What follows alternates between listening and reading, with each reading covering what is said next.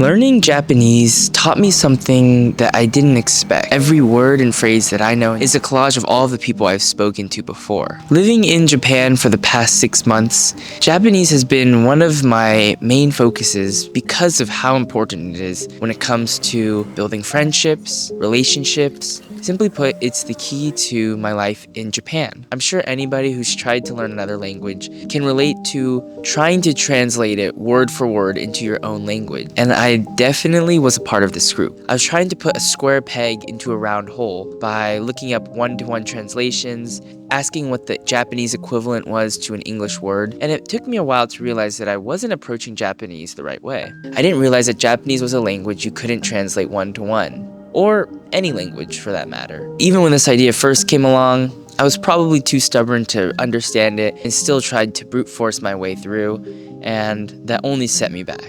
In English, there's a huge importance to being direct with what you're speaking about and who you're speaking to. This is my friend's bag. Where are you going? I realize that a lot of directness is omitted in Japanese, and it says a lot about the language, but more importantly, the culture too. And I think when I stumbled upon this, it made me realize most of the time people try to paint the picture when they're speaking to someone. And I think the important thing here is that Japanese isn't necessarily less direct, but I just think it's less explicit. A lot of meaning is carried by context and not declaration.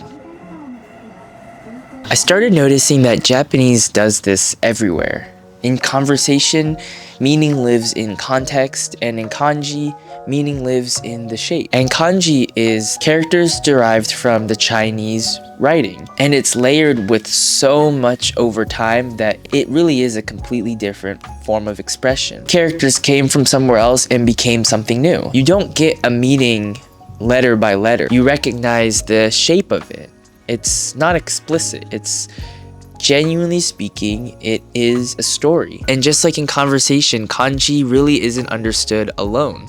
It's literally made up of other characters and radicals.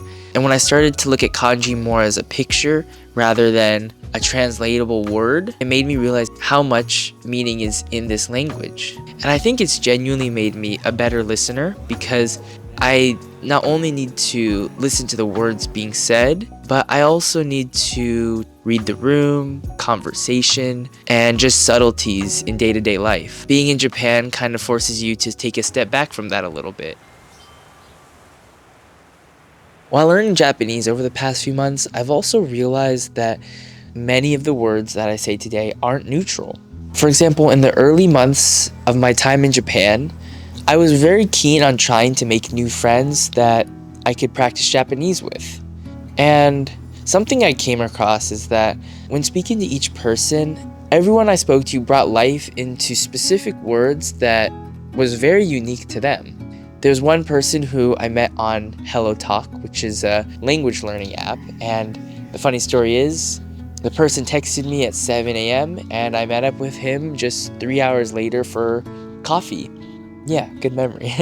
And the cool thing is, I noticed that this person, whenever they would speak, they would use the word tashikani, which is like saying exactly, or like a nod of agreement, just like saying right in English.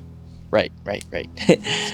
And I sort of noted it in my mind at the time because I thought it was a really cool word to hear, and he's the only person I've known to use the word as much as he has. But I started using the word myself too.